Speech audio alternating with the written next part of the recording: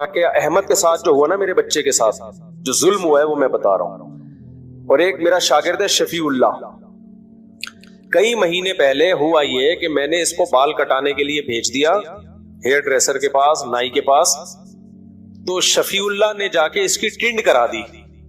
اس کو بڑا غصہ آیا کہ میری ٹنڈ کیوں کرائی ہے, میں نے بال کٹوانے کا کہا تھا, گھر والوں نے بھی بولا تھا بال چھوٹے کرا دو, ٹنڈ نہیں کراؤ. اس کے دل میں بیٹھ گیا شفیع اللہ کا خوف.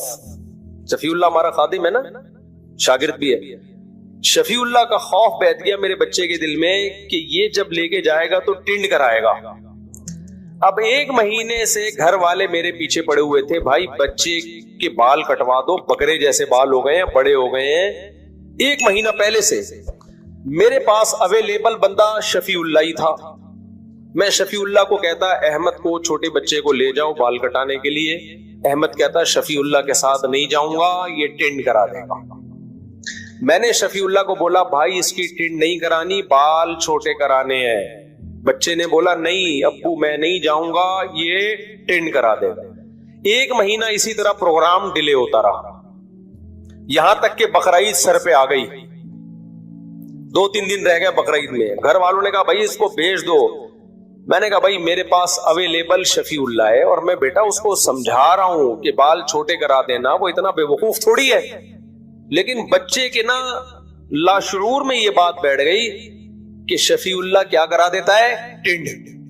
میں شفیع اللہ کے ساتھ نہیں جاؤں گا, جو ہمارا گارڈ ہے نا شمس, اس کے ساتھ جاؤں گا. میں نے ہتھیار ڈال دیے. میں نے کہا شمس بھائی عید آ رہی ہے, اس کے بکرے جیسے بال ہو گئے ہیں, تو اس کو لے جا یار, ادھر نائی کے پاس لے جا, اور ٹنڈ نہیں کرانا, خدا کے لیے اس کی ٹنڈ نہیں کرانا. بہت سمجھایا. شمس نے بولا بے فکر نہیں. میں نے کہا یہ ایک مہینے سے جا نہیں رہا کہ ٹنڈ نہ ہو جائے, اور ویسے بھی اب تو ٹنڈ اور بری کہ عید آ رہی ہے نا, بالکل ہی یہ ایسے ہی ہے, شادی والے دن آپ گنجے ہو کے بیٹھ گئے. ہوا یہ کہ جب بچہ آیا تو فل ٹنڈ ہوئی بھی تھی اس کی. مجھے بچے کا خوف نہیں, گھر والوں کا خوف کہ میرا کیا ہوگا کالیا. گھر والے تو مجھے چھوڑیں گے نہیں بھائی. ایک مہینے سے یہ پھٹا چچا, گھر والوں نے بھی بہت تاکید سے ٹنڈ نہیں ہونی چاہیے اس کی.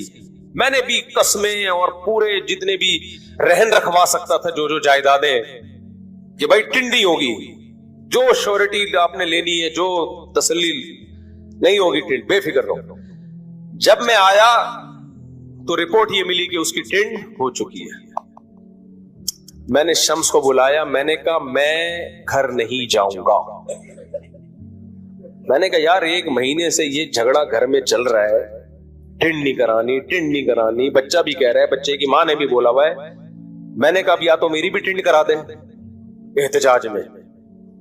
مجھے بڑا غصہ آیا شمس کے اوپر, یار تمہیں 100 دفعہ سمجھایا ہے. شمس کہتا ہے, رونے والا ہو گیا نا بیچارہ, کہہ رہا ہوا یہ کہ یہ رو رہا تھا, کرسی پہ بیٹھ نہیں رہا تھا.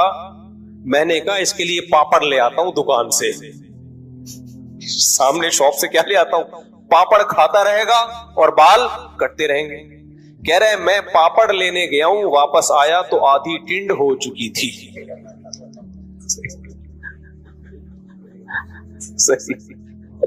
تو جب آدھی ہو ہی گئی ہے تو اب آدھی تو اور بری لگے گی. کہہ رہے آپ مجھ پہ غصہ نہ کرو, میں اس سے پہلے لڑ چکا ہوں نائی سے, اتنی جلد بازی کی ضرورت کیا تھی تم. خیر جی, ہم نے کہا ہم تو اب گھر جانے کے قابل رہے. خیر میں کافی دیر بعد گیا, مجھے لگا کہ اب تھوڑا غصہ, تو وہ کیپ پہن کے گھوم رہا ہے. آج کل کے بچوں کے بھی تو, ہم تو یار ٹنڈے ہوتے تھے, ٹنڈے پنڈے گھوم رہے ہوتے تھے. تو یہ اس لیے یہ ٹنڈ کا واقعہ عظیم واقعہ ہے, یہ ہلکا واقعہ. میں نے کہا بیٹا تیرا تو پروگرام بڑھ گیا. ٹنڈ بھی اس دن ہوئی ہے جس دن تو ٹنڈ نہیں چاہ رہا, ایک مہینے سے رونا ڈالا ہوا تھا اس. اچھا خیر یہ تو مذاق کی بات آ گئی.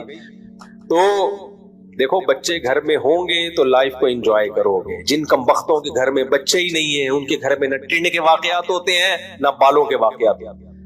میں بار بار کہتا ہوں, ہمارے نانا سے کوئی پوچھتا تھا کہ گھر میں خیریت ہے, وہ کہتے تھے خیریت کم بختوں کے ہاں ہوتی ہے, بدقسمتوں کے ہاں ہوتی ہے. جن کے گھر میں افراد ہوتے ہیں, بیٹے بیٹیاں پوتے نواسے بہویں داماد, ان کے گھر میں خیریت نہیں ہوتی. سمجھ رہے ہو کیا مطلب؟ یہ خیریت نہ ہونا بھی خوشیاں ہیں. خیریت ڈیفنس کے ان 1000 گز کے بنگلوں میں ہے جہاں میاں بیوی رہتے ہیں, خیریت ہی خیریت ہے. اور دیواریں ہیں, بڑے بڑے واش روم ہیں, کمروں جتنے, اتنے بڑے بڑے واش روم بنا لیے انہوں نے, اتنے بڑے بڑے. مجھے لوگ دکھا رہے ہوتے ہیں یہ بیڈ روم, یہ ابے بیڈ بہت ہے, بندہ ہے ہی نہیں, کیا کرنا ہے, ایک منجی لا کے ڈال دو یار بس. گھر میں افراد ہو تو رونق ہوتی ہے میرے بھائی, ڈپریشن ختم ہوتی ہے, خوشیاں ملتی ہیں. جن گھروں میں بچے نہیں ہیں, عید بقرعید کا مزہ نہیں ہے ہی نہیں کچھ. تو اس لیے اپنے آپ کو فیملی پلاننگ والوں کے چکر میں برباد مت کرو, گھروں کو آباد کرو. گھر دیواروں سے, فرنیچر سے آباد نہیں ہوتے. فرنیچر ہوٹلوں میں بھی ہوتے ہیں, دیواریں ہوٹلوں کی زیادہ اچھی ہوتی ہیں. واش روم ہوٹلوں کے, 5 اسٹار ہوٹل کا واش روم بہت اچھا ہوتا ہے. 20 تو تولیے لٹکے ہوئے ہوتے ہیں, آدمی یہی دیکھ رہا ہوتا ہے یہ والا تولیہ کس کام کے لیے, یہ ٹاول کس کام کے لیے, یہ ناک پوچھنے کے لیے, یہ سر صاف کرنے کے لیے, گھٹنے, 20 قسم کے ٹاول رکھے ہوئے ہوتے ہیں. تو پھر وہیں کیوں نہیں رہ جاتے؟ میں تو بڑے بڑے لگژری ہوٹلوں میں ٹھہرا ہوں, پھر بھی گھر بھاگنے کا دل کرتا ہے, کیونکہ ہوٹل میں سب کچھ ہے, افراد بولو نہیں ہے. انسان کی نیچر ہے بھائی, اس کو بندہ چاہیے, اولاد چاہیے, بیوی بچے چاہیے اس کو, پھر بڑھاپے میں پوتے نواسے بھی چاہیے. سمجھتے ہو ہماری تو اب نواسی گھر میں آتی ہے, وہ الگ اسٹائل کی ہے, دل بہلاتی ہے, وہ الگ اس کی حرکتیں ہیں, اتنی سی گھوم رہی ہوگی ایسے پورے گھر میں. تو یہ خوشیوں سے تمہیں گوروں نے محروم کر دیا. گوروں کے پاس اس کا آلٹرنیٹ پتہ ہے کیا ہے ان خوشیوں کا؟ کتا. پوری تشدید کے ساتھ میں یہ لفظ پڑھتا ہوں, کتا. گورے نے باپ کا آلٹرنیٹ بھی تلاش کر لیا, کتے پال کے. ماں کا آلٹرنیٹ بھی تلاش کر لیا, کتا پال کے. بیوی کا آلٹرنیٹ بھی کیا ہے؟ کتا. بچوں کا آلٹرنیٹ بھی کیا ہے؟ کتا. ایسے بیان جب میرے نیٹ پہ جاتے ہیں لوگ کہتے ہیں اتنا بھی نہیں ہے مفتی صاحب, وہاں بھی فیملی والے لوگ ہیں بھائی, بہت تھوڑے ہو گئے. 4-5 دن کے بعد لوگ حرکتیں دیکھ کے وہ کہنا بھی چھوڑ دیتے ہیں. ٹھیک ہے نا, 2-4 دن تو حاجی صاحب کہہ رہے تھے حرکتیں تو چھوڑو یار, اس پہ حاجی سوٹ نہیں کرتا. تو پہلے زمانے میں حاجیوں کی بڑی عزت ہوتی تھی. اب حاجیوں کے معاذ اللہ, سب کی بات نہیں, بہت سے حاجیوں کی کرتوتوں کی وجہ سے حاجی کا لفظ بھی کیا ہو گیا. کسی کو کہہ رہا ہو نا حاجی صاحب, تو لوگ سمجھ جاتے ہیں پتہ نہیں کوئی خدا نہ خواستہ کوئی چور وور تو نہیں ہے, کوئی ایسا لفظ بدنام کر دیا ہے. کہا بولو نا حاجی صاحب آ رہے ہیں, اللہ خیر کرے, حاجی صاحب ہے بھائی, یہ تو بٹوا نکالے گا جیب سے, یہ ڈر لگ رہا ہوتا ہے. تو اب مسئلہ کیا ہے کہ جو جتنا دین کو ہم فالو کر رہے ہیں نا, شاید اس کی وجہ یہ کہ خواہشات اس کی اجازت ہمیں دے رہی ہیں, کلچر اس کی اجازت ہمیں دے رہا ہے. تو اللہ قرآن مجید میں فرماتے ہیں یہودیوں کی خصلت, کلما جاءہم رسول بما لا تہوی انفسہم فریقا کذبوا وفریقا یقتلون. فرمایا یہود تو اہل کتاب تھے نا, حضرت موسیٰ کو مانتے تھے. اللہ نے یہودیوں کی برائی کیوں کی ہے, دوسرے غیر مسلموں کی برائی نہیں کی ہے, کیونکہ ان میں وہ تو پیغمبروں کو مانتے ہی نہیں تھے. یہود نے تو حضرت موسیٰ کو بنفس نفیس دیکھا, موسیٰ علیہ السلام کی تعلیمات ان کے پاس آئیں, تورات محفوظ ہو کے ان کے پاس آئی, اور ان کے باپ دادا نے ان کو بتایا کہ کیسے اللہ نے فرعون سے ہمیں نجات عطا فرمائی. سارے معجزے, وہ تو بہت اچھی طرح ان کو تو یقین تھا, لیکن اللہ فرماتا, اور ان کو یہ بھی پتا تھا پیغمبر مزید آتے رہیں گے معجزوں کے ساتھ.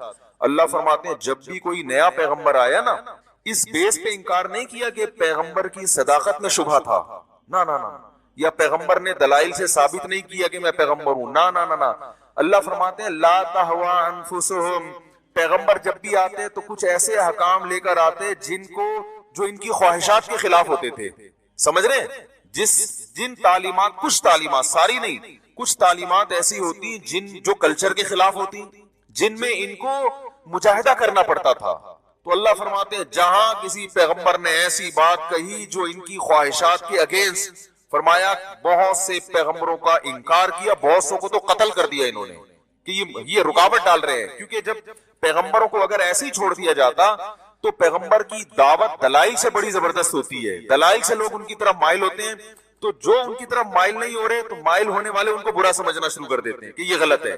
تو کوئی انسان اپنے بارے میں یہ برداشت کر سکتا ہے کہ لوگ مجھے غلط سمجھیں, تو کہتے تھے ان کو راستے سے ہٹاؤ تاکہ ہماری چودراہٹ برقرار رہے, ہم اپنی خواہشات پہ عمل کرتے رہیں. تو وہ کام جو یہودیوں نے کیا وہی کام آج مسلمان بھی کر رہے کہ نہیں کر رہے. اب نیا پیغمبر نہیں آئے گا, لیکن رسول اللہ صلی اللہ علیہ وسلم کی کچھ تعلیمات ہمیں پہنچی جو ہمیں لگتی ہیں بڑی زبردست ہیں، ان تعلیمات میں ماشاءاللہ ہمیں نبی صلی اللہ علیہ وسلم نے یہ بھی بتایا کہ جی کھانا کھانا چاہیے. کیا خیال ہے؟ بھوکا رہنا صحت کو خراب کرنا اچھا نہیں ہے. ہمیں بڑی زبردست باتیں لگی یار، زبردست. دعوت قبول کرنی چاہیے، تو ہمیں یہ حکم بہت اچھا لگا. جو بھی دعوت کرتا ہے چاہے رات 3:45 بجے کر رہا ہو، ہم الحمدللہ جاتے ہیں. پیٹ پہلے سے بھرا ہوا بھی ہو تو مسلمان کا دل چونکہ نہیں دکھانا ہے، دوبارہ سے اسی اسپیڈ سے کھا کے واپس آتے ہیں. نبی نے حکم دیا بھائی دعوت، ولیمے کی دعوت کو حکم دیا مت ٹھکراؤ. تو ولیمے کی دعوت کے لیے آپ کو 9 بجے کارڈ پہ لکھا تھا، 12:45 بجے اس نے کھانا کھلایا. احتیاطاً آپ نے عشاء کے بعد گھر میں کھانا کھا لیا تھا کہ بھوک سے مر نہ جاؤں کہیں میں. حالانکہ پتہ ہے بھوک سے کوئی مرنے والا ہمیں نظر، سب کھا کے مر رہے ہیں، لیکن اپنے بارے میں یہ خطرہ تھا کہ اگر میں نے عشاء کے بعد احتیاطاً نہیں کھایا تو 11:45 تک میں بھوک سے مر جاؤں گا. تو پھر ہم مسلمان کا دل رکھنے کے لیے دوبارہ سے دعوت قبول کی. 11:15 بجے جا کے وہاں طبیعت سے پھوڑا. اور پھر اس کے بعد ہم نے غلط حدیث سنی بھی ہے کہ کھانے کے بعد میٹھا کھانا سنت ہے. ویسے فرائض و واجبات بھی پورے نہیں ہو رہے، لیکن یہاں سنتوں کو بھی الحمدللہ طبیعت سے فوکس کیا جا رہا ہے. تو میٹھے کی جتنی قسمیں تھیں وہ ساری کھائی ہیں، کیونکہ میٹھا کھانا ہمارے خیال میں کیا ہے، ہوتا کہ نہیں ہوتا بھائی یہ تو کھاؤ نا، یہ تو سنت ہے. حالانکہ کوئی سنت نہیں ہے کھانے کے بعد میٹھا کھانا. کھانا کھانا ہی سنت نہیں ہے بھائی، نبی تو فاقے سے رہتے تھے. تو یہ والی سنت بھی الحمدللہ مسلمان کے پاس جب حدیث پہنچی، اس نے کہا اسلام بہت شاندار مذہب ہے، کسی کا دل دکھانے کی اجازت نہیں دیتا، اور طبیعت سے پھوڑنے کے بعد میٹھا کھانے کا حکم بھی دیتا ہے. صرف یہ نہیں کہ اجازت ہے، باقاعدہ کیا ہے. تو میں نے دیکھا ہے لوگوں کو، میں کسی کا نام تو نہیں لینا نا، تو غیبت نہیں ہے. تو یہ والا بھی یہ والا بھی. میٹھے کی بھی اب تو 3-4 قسمیں آ گئی ہیں. آئس کریم الگ ہوتی ہے، کسٹرڈ الگ ہوتا ہے، کھیر الگ ہوتی ہے. وہ تینوں طبیعت سے پھوڑنے کے بعد پھر آخر میں کولڈ ڈرنک طے بٹھانے کے لیے. صحیح ہے. تو یہ والی بھی سنت ہے. اسی طرح ایک سنت ہے عقیقہ، یقیناً سنت ہے. یہ تو سنت نہیں ہے جو پھوڑنے پھاڑنا ہے نا، یہ جو کہہ رہے ہیں تو سنت کے نام پہ مذاق ہے. عقیقہ بہرحال سنت ہے، اس کو بھی طبیعت سے فوکس کیا ہوا ہے، کیونکہ اس میں بھی کیا ہے کھانا پینا. تو وہ بکرے وکرے کٹتے ہیں، کھاتے ہیں پیتے ہیں. یہ والی سنت بھی الحمدللہ مسلمان فالو کر رہے ہیں. تو اور بہت ساری سنتیں ہیں، کچھ تو اپنی طرف سے بنائی بھی ہیں. اچھا اپنی طرف سے کوئی مشکل چیز نہیں بنا رہے، جن چیزوں کا انٹرٹینمنٹ سے تعلق ہے نا وہ بنائے جا رہے. کھانے پینے والی سنتیں، 11ویں کا کھانا، تو تیجے کا کھانا، تو 40ویں کا کھانا.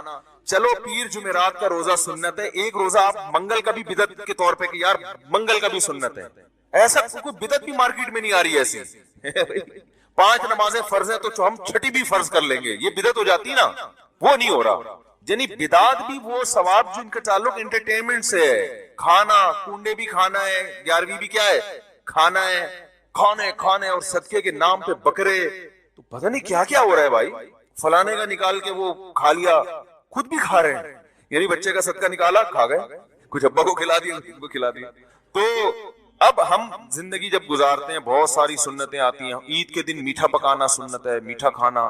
تو وہ طبیعت سے میٹھا ماشاءاللہ پھوڑا جاتا ہے. نبی تو عید کے دن 2 کھجوریں کھا لی صبح کہ چلو آج کھانا کھا لیں. وہ میں پابندی نہیں لے پا رہا، پھوڑیں طبیعت سے پھوڑیں. آپ 4 دفعہ پھوڑیں بھائی، آپ نہیں اس کو ہضم کرنا ہے، پھوڑ تو آپ نہیں کرنا ہے. لیکن جہاں پھوڑنے پھاڑنے کی بات آتی ہے وہ بہت بہترین سنت. وہ اکثر میں ایک واقعہ بیان کرتا ہوں، وہ کئی لوگوں نے سن چکے ہیں، لیکن اب دوبارہ سن لے تو کوئی حرج نہیں ہے اس میں. لوگ پھر بور ہوتے ہیں یار ایک لطیفہ آپ 25 دفعہ سنا چکے ہو یار، تو کوئی پیسے تھوڑی لگ رہے ہیں، ٹیکس تھوڑی لگ رہا ہے.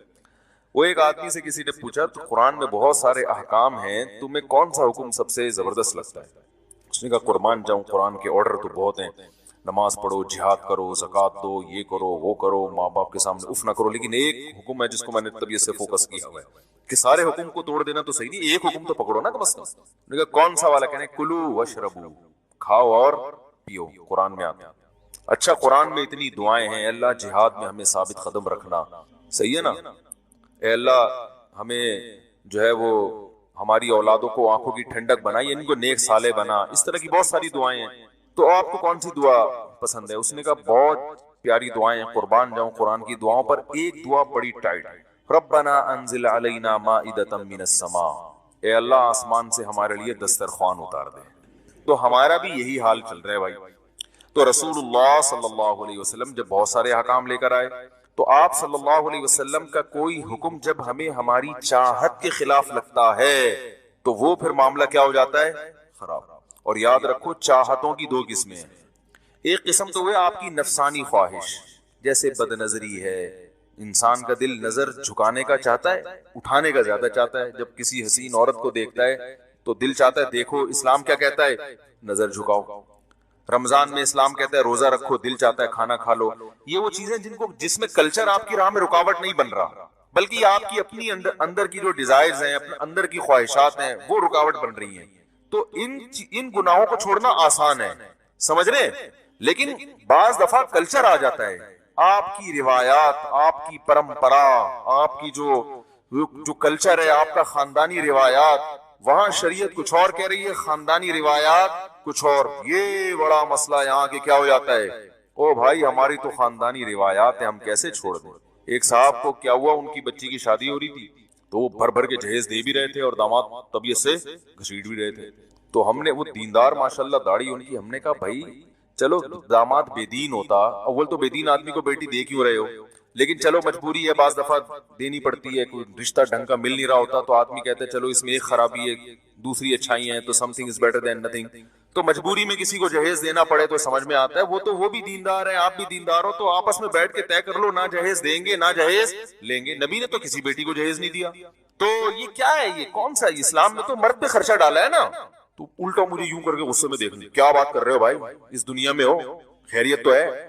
ہم اس وقت بہت چھوٹے تھے نا, تو ہم نے کہا پتلی گلی سے نکلو.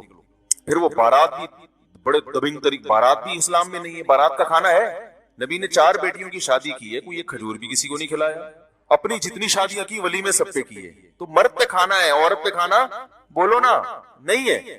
یہاں بھی میں کہتا ہوں بعض دفعہ لڑکی والے مجبور ہوتے ہیں, وہ سامنے دیندار نہیں ہوتے, تو ان کو یہ بات سمجھانا مشکل ہے, تو مجبوراً بیٹی کا باپ بارات کرتا ہے, اس لیے کہ اگر بغیر بارات کے اور کھانے اور یہ اس کے بغیر بیٹی کو بھیج دیا تو بڑے تانے ملتے ہیں. تو مجبوری تو ایک الگ ہے, لیکن جب دونوں پارٹیز دیندار ہیں, دونوں شریعت کو سمجھتے ہیں, دونوں کے 4 مہینے بھی لگے ہوئے, بزرگوں سے اصلاحی تعلقات بھی ہیں, علماء کے بیانات بھی سنے ہوئے ہیں, تو بھائی آپس میں بیٹھ کے طے کر لو یار, نہ آپ بارات نہیں کرو, ہم نہیں تانے دیں گے آپ کی بیٹی کو.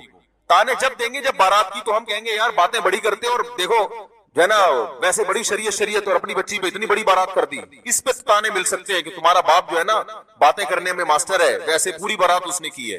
تو تانے تو اس پہ دینے چاہیے نا, کہ بھئی جب بارات اسلام میں نہیں ہے تو بہو کو تانے ملے ساس کی طرف سے کہ تمہارے باپ نے پھر بارات کی کیوں, ویسے تو بڑی باتیں کرتا ہے وہ بھائی, لیکن تانے کس میں مل رہے ہوتے ہیں کہ بارات کیوں نہیں کی.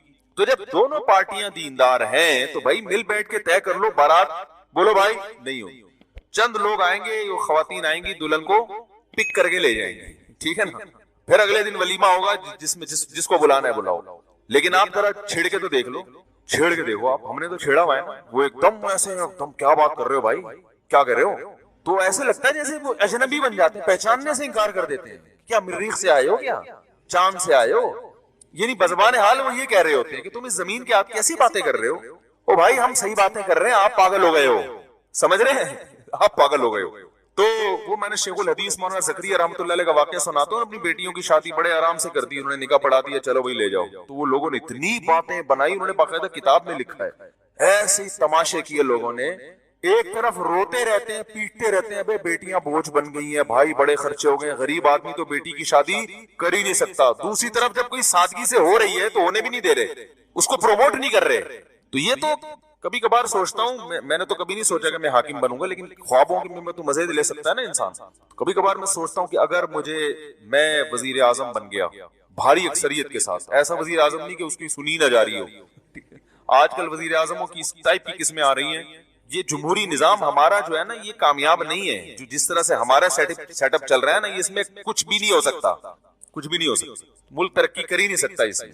تو اس میں پبلک کو خوش کرنے کے لیے کوئی الٹے کام کرنے پڑتے ہیں. پبلک چونکہ الٹے کاموں سے زیادہ خوش ہوتی ہے, سیدھے کاموں سے خوش نہیں ہوتی, یہ سسٹم ہی ایسا چل رہا ہے. تو اب کیا ہے کہ اب دیکھو, اگر جمہوری نظام مسجدوں میں بھی آ جائے, میں 5 سال کے لیے منتخب ہوتا مسجد کا امام, تو جو کام میں آج یہاں کر رہا ہوں, ایک اپنائیت کا احساس ہوتا ہے نا, میری مسجد ہے, ٹھیک ہے نا, ایک اپنائیت کا جو تو انسان اس کے لیے کوشش کر. مجھے اگر پتا ہوتا ہے کہ میں 5 سال کے لیے امام بناؤں یہاں پہ, 5 سال کے بعد اگلی مسجد, تو کہیں بھی نہیں پنپ, کہیں کسی جگہ کے بھی میں اس علاقے کی کمزوریاں کیا ہیں, خوبیاں کیا ہیں, یہاں کس قسم کے لوگ آ رہے ہیں, ان کو کس قسم کے بیانات کی ضرورت ہے, یہ چیزیں سمجھنے میں 5 سال لگتے ہیں.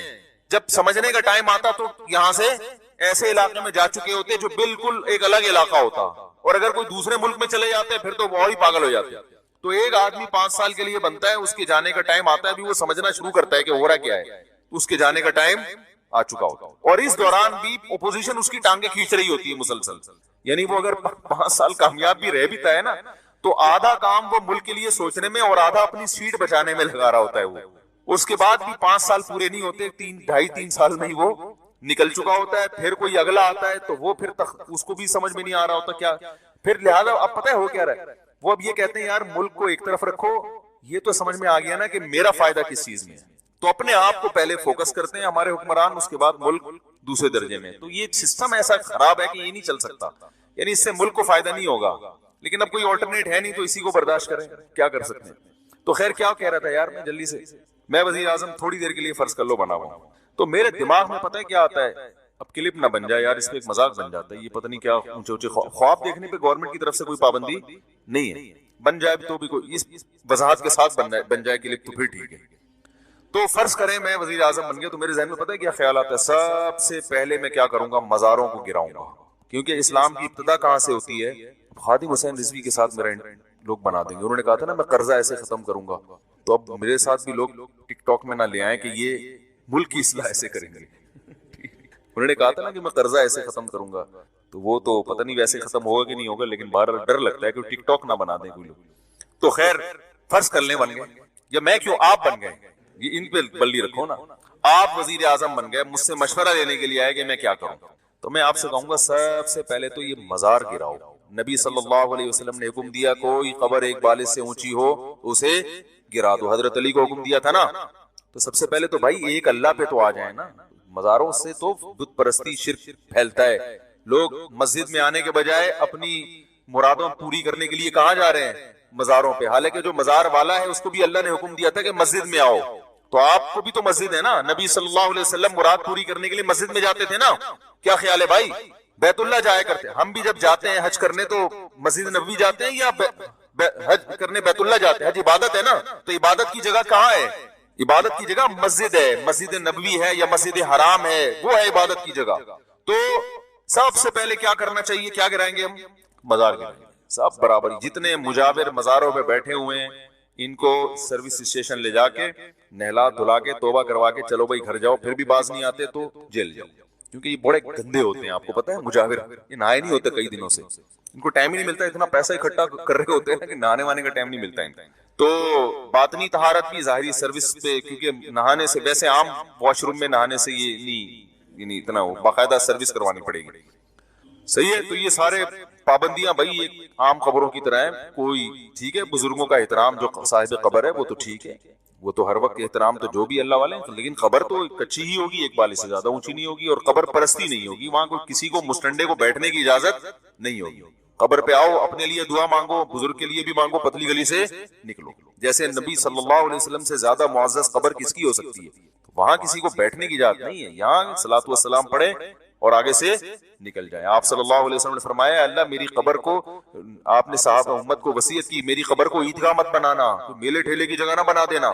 فرمایا اللہ یہود و نصارہ پہ لعنت کرے جنہوں نے اپنے پیغمبروں کی قبروں کو عبادت گاہ بنا لیا, سجدہ گاہ بنا لیا. تو یہ تو نبی کی دعا ہے جس کی وجہ سے آج آپ صلی اللہ علیہ وسلم کی قبر محفوظ ہے. اللہ نہ کرے اگر یہ ماں باپ معاملہ ہمارے ہاتھ میں دے دیا جاتا, پاکستانیوں کے ہاتھ میں, تو کیا اشر کیا ہوتا. تو یعنی پاکستانیوں سے مراد یہ جو عامت الناس ہیں, عام لوگ ہیں, جو اکثریت تو بدعتی لوگوں کی ہے نا, جو مزار پرست ہیں.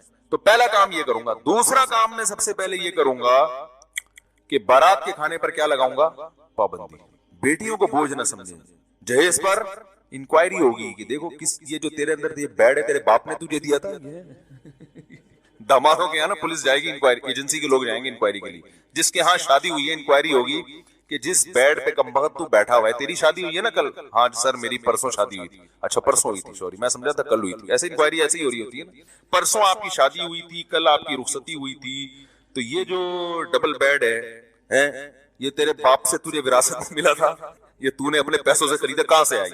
سر یہ میں نے اپنے پیسوں سے خریدا ہے. کیا دلیل ہے بھائی, رسید دکھا. تو وہ کوئی بھی انکوائری کا طریقہ ہو سکتا ہے. اگر یہ ثابت ہو گیا نا کہ یہ جہیز میں آیا ہے, تو پھر پولیس والوں کو ایک لفظ یعنی وہ میں ورڈنگ خود بتاؤں گا کہ اس کو بولنا تجھے شرم نہیں آتی کمبخت، پہلی رات کو بھی بیوی کو اپنے بستر پہ نہیں سلا سکتا، وہ بستر بھی وہاں سے آ رہا ہے سسر کے گھر سے، شرم نہیں آتی؟ غیرت بھی تو کوئی چیز ہوتی ہے یار، دلہن پہ تو آدمی خرچ پہلی رات تو لوگ دلہن کو گفٹ دیتے ہیں، کمبخت بیڈ بھی اس کے گھر سے لے آیا تو اٹھا کے یار، بیڈ اس کے گھر سے اٹھا کے لے آیا، صوفے کمبخت اپنے دوستوں کو بیوی کے صوفے پہ بٹھائے گا، شرم نہیں آتی؟ جن پلیٹوں میں کھانا کھلا رہے ہیں مہمانوں کو، ڈنر سیٹ کہاں سے آیا یہ؟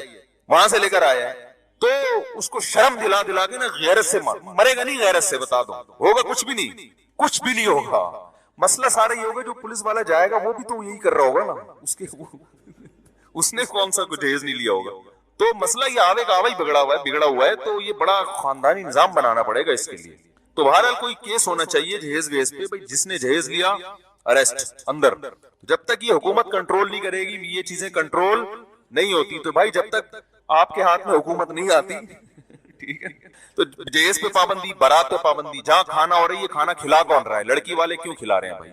زیادہ فنڈر بننے کی کوشش کر رہے ہو آپ، صلی اللہ علیہ وسلم سے زیادہ سخی بن رہے ہو، تو آپ نے تو اپنی نکاح پہ ولیمہ کیا ہے، ولیمہ پیغمبروں کی سنت ہے، بارات تو عربی میں بارات کا لفظ ہی نہیں ہے، اتنی فصیح و بلیغ زبان کے باوجود بھی یہ لفظ ہی نہیں ہے، تو یہ بڑی معاشرے میں جو ہے نا اس کی ضرورت ہے، یہ تو حکومت کر سکتی ہے، حکومت تو نہیں کرے گی، وہ تو کرنے کے کام نہیں کر رہی، جو نہیں کام کرنے کے وہ کر رہی ہے، وہ تو ہمیشہ سے حکومتوں سے تو ان سے تو زیادہ توقعات لگانی نہیں چاہیے نا، حکومت تو جو اچھے کام کرے بس اپریشیٹ کرنا چاہیے، یہ والا کام آپ نے بہت اچھا کر لیا ہے، اچھے پھر بھی نہیں ہے آپ نے یہ، میں بھی جب کبھی حکومت کی تعریف کرتا ہوں نا تو میں یہ کہتا ہوں یہ کام گورنمنٹ نے بڑا اچھا کیا، بس اس حد تک، یہ کبھی میں نے نہیں کہا کہ گورنمنٹ بہت اچھی ہے، یہ میں اتنی بڑی ذمہ داری، یہ بھی نہیں کہتا کہ گورنمنٹ بہت گندی ہے، بھائی یہ اچھی بری کی ٹھیکہ ہم نے تھوڑی لیا ہوئے، تو اللہ بتا دے گا کون اچھا، ہم تو یہ کہہ سکتے ہیں یہ والا کام کیا ہے بہت اچھا، تو اس کی وہ ایک لطیفہ اکثر میں سناتا رہتا ہوں، دوبارہ سنا دیتا ہوں، تو جب میں تعریف کیا کروں نا فلاں وزیر اعظم نے یہ تقریر بہت اچھی کی ہے، یہ فلاں کام بہت اچھا کیا، تو مطلب ہوتا ہے یہ کام بہت اچھا ہے، باقی خود کون بہت اچھا ہے نہیں ہے یہ تو اللہ آخرت میں فیصلہ کرے گا، ہمیں کیوں فتویٰ کسی پہ لگائیں کون اچھا کون برا، اچھا بھی ہو سکتا ہے برا بھی ہو سکتا ہے، تو وہ ایک آدمی تھا نا اس کی بیوی اس کو اچھی نہیں لگتی تھی، تو ایک دن بیوی بڑی سج دھج کے آئی کہ آج تو میں اپنے میاں کو اچھی لگوں گی، بڑا زیور پہنا اور اس نے بڑے شاندار خوبصورت کپڑے پہنے، دوپٹہ بھی بڑا اچھا، تو بیگم سے کہہ رہی، شوہر سے کہہ رہی ہے بیگم کہ یہ میرا دوپٹہ کیسا، کہہ رہے بہت اچھا بھائی، ویل ڈن، بڑا زبردست، اور بیگم یہ چوڑیاں یہ بھی تمہاری بڑی اچھی ہیں، ساڑی بھی بڑی اچھی پہنی ہوئی ہے، ایک ایک چیز کی تعریف کر، میک اپ بھی بڑا اچھا، کہتا ہے پھر اچھی پھر بھی نہیں لگ رہی، ساری چیزیں اچھی ہیں مگر تو اچھی پھر بھی نہیں لگی، تو گورنمنٹ تو اکثر اچھی کہاں ہوتی ہیں، کام کچھ اچھے کر لیتی ہیں تو اس میں کہہ دینا چاہیے، تو اللہ کرے کچھ اچھا کام گورنمنٹ یہ کر لے، جہیز پہ پابندی لگا دے، اور بارات، اب دیکھو 12 بجے لائٹیں بند ہونے کا کہا تھا کہ 12 بجے کے بعد، لیکن کھل رہے ہیں ہال 12 بجے کے بعد بھی کھل رہے ہیں، 1-2 بجے تک چل رہے ہیں،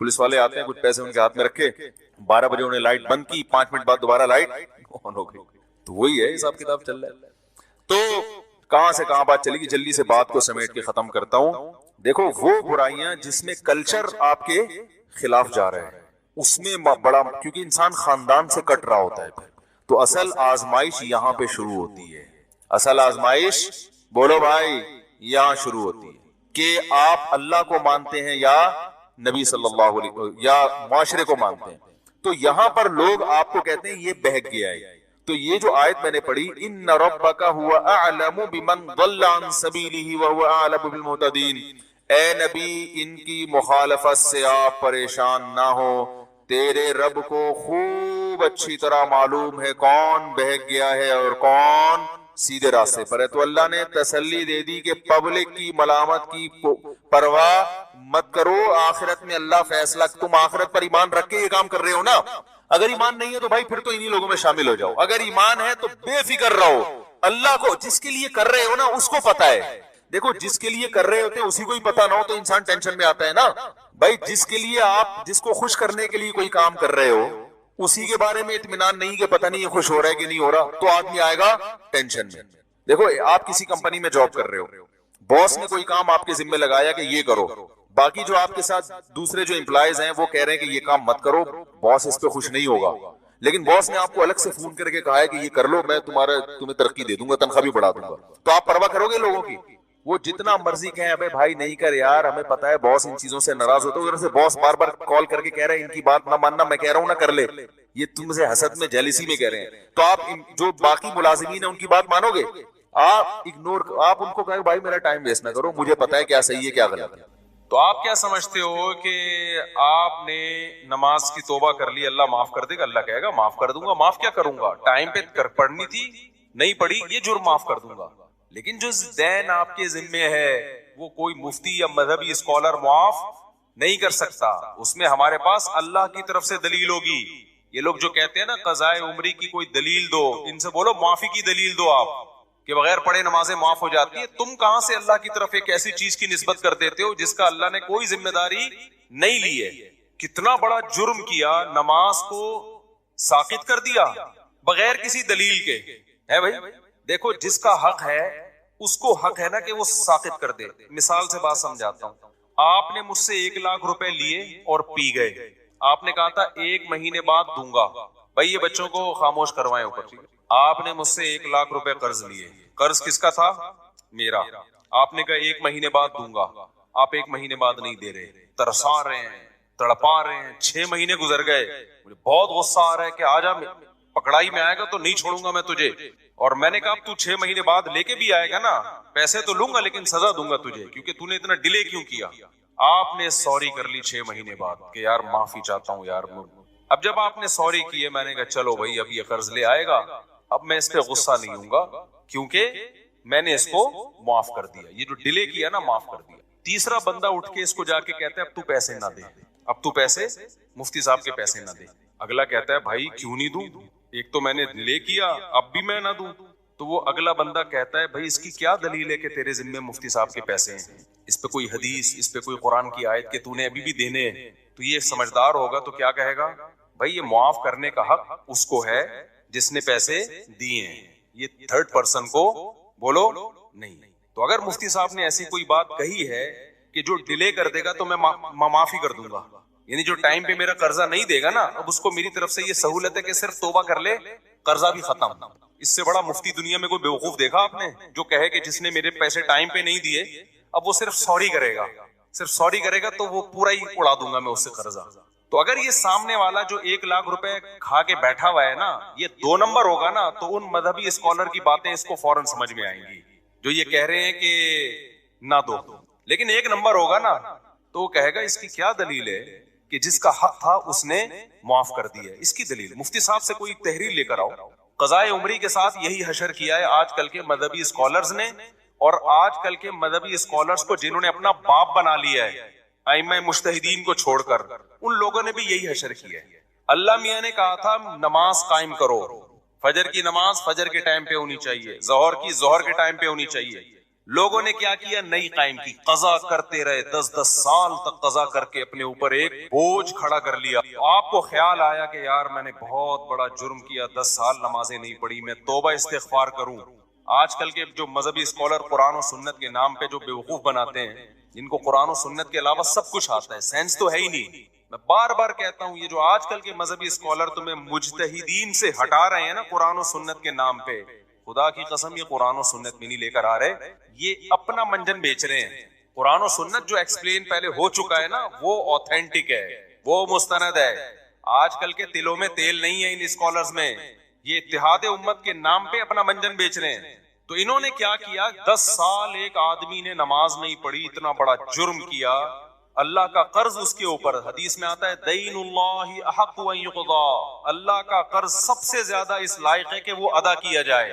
آپ نے اللہ کا قرض اپنے اوپر لاد دیا. اب آج کل کے اسکالر میں سے کوئی اسکالر اٹھا، اس نے کہا کہ صرف سوری کر لو اللہ تعالیٰ سے، یہ 10 سال کی نمازیں کیا ہو جائیں گی؟ معاف. جب آپ ریلائبل مفتیان کرام کے پاس گئے، انہوں نے کہا بھائی سوری کرنے سے یہ جرم معاف ہو جائے گا کہ آپ نے 10 سال تک پڑھی کیوں نہیں ہے، لیکن اللہ کا قرضہ معاف نہیں ہوگا.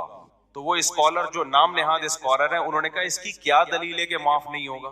ہے بھائی اس کی کیا دلیل ہے کہ معاف نہیں ہوگا؟ حالانکہ دلیل اس کی ہونی چاہیے کہ معاف ہو گیا ہے.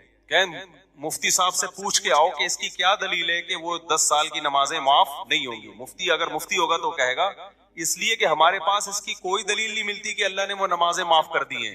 لہذا جو اسکالر یہ بات کر رہا ہے نا، مفتی کہے گا کہ اس سے پوچھ کے آؤ کہ اس کی کیا دلیل ہے کہ سوری سے وہ ساری نمازیں ذمے سے ساقط ہو جاتی ہیں توبہ کرنے سے. کیونکہ تمہارے پاس کوئی دلیل نہیں ہے کہ اللہ نے وہ معاف کر دی ہیں، تو تم اللہ کی طرف اس بات کی نسبت کیوں کر رہے ہو جو اللہ نے کہی نہیں ہے؟ کہاں اللہ نے لکھا ہے کہ جان بوجھ کر نماز چھوڑ دو گے تو میں نمازی ذمے سے ساقط کر دوں گا؟ کہیں لکھا ہوا ہی ہے؟ بولو بھائی کیا ہو گیا؟ کہیں ہے قرآن میں حدیث میں کہ جو 10 سال چھوڑے گا تو خالی سوری سے اس کا قرضہ معاف کر دوں گا؟ آپ خود قانون ساز بن گئے ہو۔ لوگ کہتے ہیں کہ جی حرج بہت ہے 10 سال کی نمازیں پڑھنے میں، اور اسلام میں تنگی نہیں ہے۔ حرج جب ہے جب 10 سال کی نمازیں ایک دن میں ہو۔ 10 سال کی نمازیں 10 سال میں کر لو بھائی۔ 1 کروڑ روپے لے کے کوئی بندہ پی گیا نا، روزانہ پیسے لے رہا تھا بٹوے سے نکال خربوں روپے جمع ہو گئے، تو جب تک جس کے پیسے چرائے ہیں وہ معاف نہ کرے اور آپ کے پاس دلیل نہ ہو کہ اس نے معاف کر دی ہیں، کیا وہ کروڑوں روپے معاف ہوں گے اس بیس پہ کہ یہ حرج ہے ان کروڑوں کے ادا کرنے میں؟ کورٹ یہ کہہ دے گی کہ بھائی تھوڑے تھوڑے کر کے پے کر دو، ایک دم نہ دو۔ ذمے سے ساقط کر دینا یہ آج کل کے مذہبی اسکالر کی بہت بڑی جرت ہے، جو انہوں نے کس کی طرف نسبت کر دی؟ بغیر کسی دلیل کے کس کی طرف نسبت کر دی؟ اللہ کی طرف۔ اور ایسے جاہل ہیں، مطالبہ ہم سے کرتے ہیں کہ قرآن حدیث سے دلیل لے کر آؤ کہ 10 سال کی نمازیں قضا کرنا لازم ہے۔ بھائی جس نے معاف کی ہیں آپ اس سے دلیل لے کر آؤ۔ کہاں اللہ نے لکھا ہے کہ میں نے معاف کر دی؟ قرضہ اللہ کا ہے اور معاف کون کر رہے ہیں؟ آج کل کے اسکالر۔ خوف بھی نہیں آتا خدا کا ان لوگوں کو، شرم بھی نہیں آتی۔ سمجھتے ہو کہ نہیں سمجھتے ہو؟ اور جب میں جذباتی ہوتا ہوں نا تو آج کل کے کچھ اسکالرز نے میرے خلاف مضمون لکھنا شروع کر دیا، مفتی صاحب کچھ ٹاپکس ایسے ہیں جس میں اعتدال سے ہٹ جاتے ہیں۔ ایسے مضامین اب بعض لوگوں نے میرے بارے میں لکھنا شروع کر دیے، یعنی یہ وہ لوگ ہیں جو میرے معتقد ہیں لیکن کہتے ہیں کچھ ٹاپکس ایسے ہیں جس میں مفتی صاحب حد اعتدال سے بولو ہٹ جائے۔ ایک عاملوں کے بارے میں مفتی صاحب حد اعتدال سے تجاوز کر لیں، سارے عامل غلط، یہ تھوڑا مفتی صاحب زیادتی۔ ایک 3 طلاق کے مسئلے میں نے کہا نا کہ اگر کوئی اہل حدیث سے فتویٰ لے کے بیوی کو رکھ لے گا وہ زنا ہی ہے، بیوی حلال نہیں ہوگی۔ لوگ کہتے ہیں مفتی صاحب یہ تھوڑی کیا ہو رہی ہے؟ زیادتی، اتنا بھی سختی۔ میں بتاتا ہوں ابھی۔ تیسرا یہ مسئلہ قضائے عمری۔ قضائے عمری ساقط نہیں ہوتی ذمے سے، اجماع امت کے خلاف ہے، کوئی دلیل نہیں ہے۔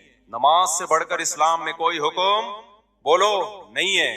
کسی مذہبی اسکالر نے فتویٰ دے دیا نا 10 سال کی نمازیں، اس سے بولو یہ تو نے فرض کی ہیں یا اللہ نے فرض کی ہیں؟ اللہ نے معاف کر دی ہے، بتا بھائی اس کی کیا دلیل ہے تیرے پاس؟ قرضہ اللہ کا ہے اور معاف کوئی پروفیسر صاحب کر رہے ہیں یا کوئی اسکالر کر رہا ہے آج کا۔ اور چوتھی عدالتی خلا۔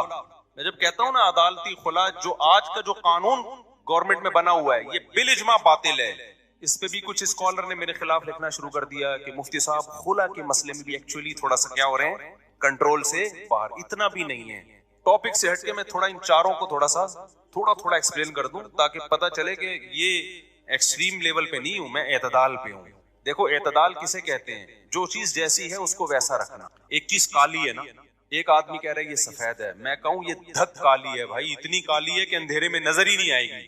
لوگ کہیں مفتی صاحب تھوڑا اعتدال سے کام لو۔ وہ جب کہہ رہا ہے سفید ہے، آپ جب کہہ رہے ہیں کہ کالی ہے، تو بیچ کا کوئی پیلا رنگ کہتے ہیں آپ اس کو، تو یہ اعتدال ہوگا؟ یہ جھوٹ ہوگا۔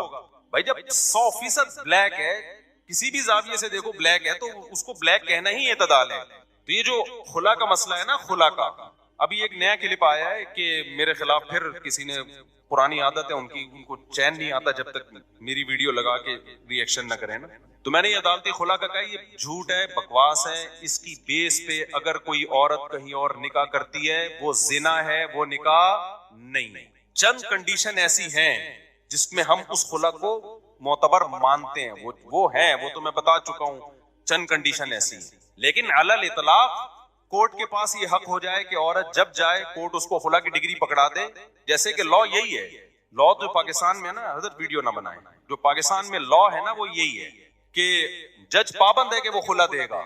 یہ خلا کلعدم ہے، اس کی کوئی حیثیت بولو نہیں ہے۔ اس پہ مشہور زمانہ اسکالر نے ابھی دوبارہ میرے خلاف کلپ بنایا کہ مشکات کی اتنی حدیثیں اور فلانی اتنی حدیثیں۔ ایک حدیث مشکات کی یا پورے ذخیرے حدیث میں میرا چیلنج ہے، خدا کے لیے مارکیٹ میں لے آؤ یا ہمارے کان ترس گئے، آنکھیں ترس گئی۔ کوئی ایک حدیث ایسی نہیں ہے جس سے پتا چلتا ہو کہ عورت کو طلاق کا یا نکاح ختم کرنے کا حق ہے بذریعہ کورٹ۔ شوہر ظلم کر رہا ہو نا مخصوص نوعیت کا، اس کی بات میں نہیں کر رہا، وہ تو میں بھی مانتا ہوں۔ نارمل کنڈیشن میں یا چھوٹی موٹی باتوں میں ایک عورت نہیں رہنا چاہتی ہو کہ میں نہیں رہنا چاہتی، یہاں شوہر کی مرضی کے بغیر عورت علیحدگی نہیں لے سکتی. اسلام میں نکاح میں داخل ہونے کا عورت کے پاس حق ہے, نکاح سے نکلنے کا عورت کے پاس اسلام میں رائٹ نہیں ہے. اب خواتین کو یہ بات اگر سمجھ میں نہیں آتی, چھوڑ دیں اسلام کو چینج نہ کریں آپ.